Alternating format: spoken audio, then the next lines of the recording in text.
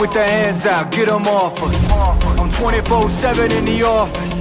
Pay attention cause I ain't repeating offers. Yeah, never met a man I've been scared of. Careful, you gon' get exactly what you asked for. Careful, whatever you bring me getting handled. I answer to no one, I don't need to hassle. Yeah, we ain't never fall back.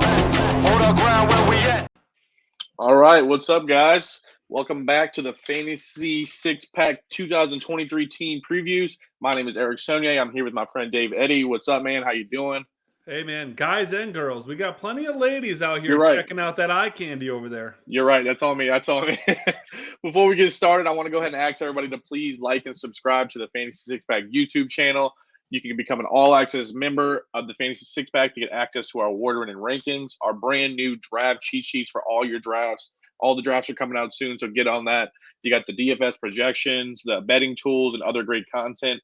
Best of all, you get access directly to us on the Discord where you can get custom advice for your leagues. Go to fantasysixpack.net/plans. All right, well, here we are, 2023 Atlanta Falcons. The Dirty Birds, man. Yeah. What do you think about these guys? I mean, we're jumping into them. I could be talked into them winning the division. I'll just say that. Yuck. All right. I know. Let's get with the quarterbacks. They drafted Desmond Ridder late last year. He got a little small sample size of him, and they also signed Taylor Heineke to compete with him. You know, put a little pressure, iron on iron, sharpens iron. What kind of threat do you think he poses to Ridder, and do you think Ridder will step up in his sophomore season? I mean, I feel like anytime you're talking football, you have to throw out the outlier or, just say barring an injury, right? So barring an injury, I don't think that Ridder has a lot to worry about here. I think that they want him to take this job. They want him to have a reasonable leash, and they want him to try to be successful. I mean, they invested a decent pick in him, and they signed Heineke because – he's a high-end backup quarterback. Don't get me wrong. I mean, I think this guy, given the right team, could start and be relatively successful. But they didn't bring him in here for that reason. They brought him in here to, like you said, push Ridder. And if things don't work out, that's a pretty nice fallback option to have. A lot of teams don't have something like that, But I'm not going to go as far to say that, I love Ridder. But I do think that he's going to have a better season than people are expecting. And I know that's not saying a lot because there's not high expectations for him. But he does have a few weapons on this offense that I think really could push this team over the top. And Ridder is going to be the biggest, benefactor of all that. Definitely not somebody who is in QB1 consideration. So, don't even go there. But I wouldn't be pissed off if I waited on a QB2 and I ended up with Desmond Ridder. Now on the dynasty side of things, I think he does present a nice little flyer option, but not really someone that, I want to rely on for the future of my position, there. Yeah, I think Taylor Heineke's kind of like a career backup. Ridder, he's yet to be seen. So Moving on to the running backs. This is a hot topic for fantasy this year. They drafted a stud at 1.8, Bijan Robinson. They already had Tyler Algier, who also went for, I think he went close to, did he go over 1,000 last year? I'm pretty sure he did. I think he was close. They had Cordarrelle Patterson, who always seemed to be okay, as long, barring injury, like you said. And they also have Caleb Huntley over there. I think everybody is going to say the same thing. Bijan Robinson is an actual beast. I mean, his comparisons are out of this world. Yeah. Barry Sanders, Saquon, all those dudes are, in his wheelhouse. Yeah, John Cena. There you go. So we don't even need to talk about him right off the bat. How do you think this backfield, shakes up with Tyler Algier, who had a good season last year, and Cordarrelle Patterson, who's going to be on the field at some point? So Algier, 1,035 yards for the record. Yeah. Mm-hmm. I mean, it'd be a travesty, first of all, just not to talk about Bijan here. So I think though that he's kind of the obvious play here, right? Atlanta fans are super excited to see what this kid can do, and I'm right there with them. I mean, if you look at photos, from OTAs, I swear to God, his right thigh could kick both of our asses. Just his thigh would take us out. This dude is just, like you said, he's a beast. He is just built different. But I think that the thing to talk about here is, fantasy relevance of how many touches will go to the other guys. Simply put, Bijan is going to lead this team in carries. He's going to lead this team in receptions, at least from, running back perspective. And when it's all said and done, I don't really think it's going to be all that close on either front. I know Bijan is going to be getting 15, 20 carries a game. He's going to catch you 3-4 balls a game as well. I think you'll see Algier, spell him from time to time. You'll see Patterson, get some third down work in as well. But all in all, this is, Bijan's backfield, and I think he's going to dominate it. Yeah, absolutely. I had the luxury of trading for the first pick in my dynasty draft this year, and I drafted the Dirty Bird and Bijan, so I'm excited about that. I don't know how you don't.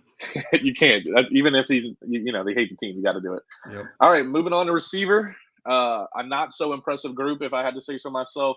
They took Drake London high last year. He has, the potential to be nice. They got Matt Collins, Scotty Miller, who they just signed, Daryl Hodge, Penny Hart, and Frank Darby. None of those names besides Drake London really stick off the page. After that, it's a bunch of nothing. Do you simply think that the teams are going to take London out of the game and make the other receivers beat him, or what are they going to do there? I don't think it's that simple. I don't think that you can take any one player out of this particular offense. First of all, we just talked about it. You got Bijan Robinson. He's going to keep defenses honest. There's just no two ways about that. Not just in the running game, but his ability to catch passes out of the backfield as well.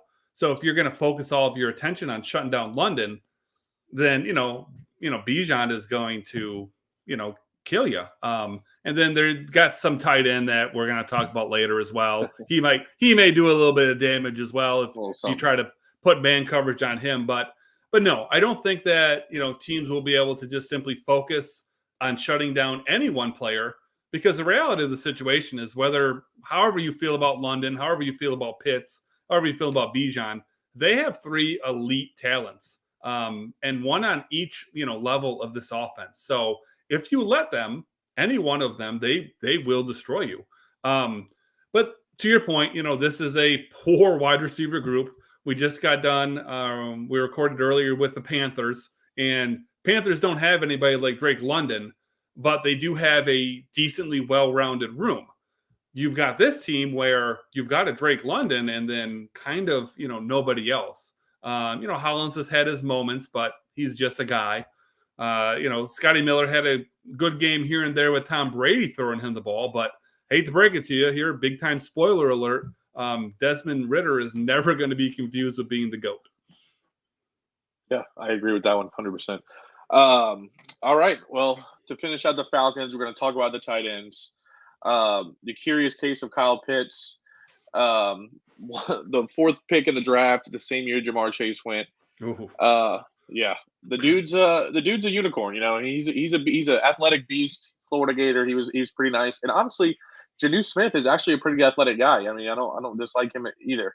But you can't keep Kyle Pitts off the field. He was regarded as one of the, like I said, one of the highest rated tight ends coming out of college football. He had a pretty good rookie year. Wasn't the greatest, but was still pretty good. And then last year he had injury issues and had an epically disappointed season. What do you think we see from Pitts in year 3? Well, just to lead things off, and I don't know if this is a hot take or not. I don't think that it is, but I don't think that Kyle Pitts finishes any worse than tight end 3 this year. And honestly, I could see him going as high as tight end 1 with, just a little bit of luck. Just like we talked about Bijan in a different way, Kyle Pitts is also, he's just an absolute beast, man. Rookie tight ends typically have a lot of struggles in this league. And in Kyle Pitts' rookie year, he had 68 catches, just over 1,000 yards, and was pretty damn impressive, to me at least.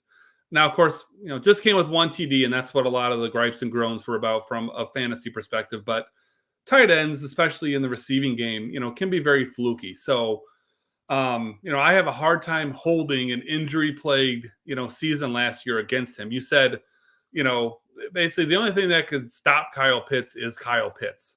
You add Bijan into the mix now. You got, London proving last year that he can be a wide receiver 1 in this league. And I think we're going to see some space open up for Pitts.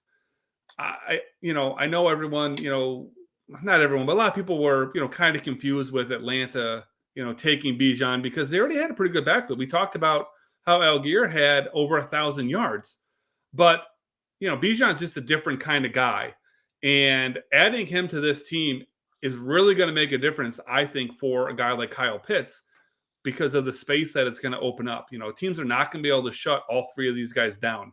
At best, maybe you can shut down or try to shut down two of them. Someone is going to get single coverage, and it's just a matter of can Desmond Ridder find that guy.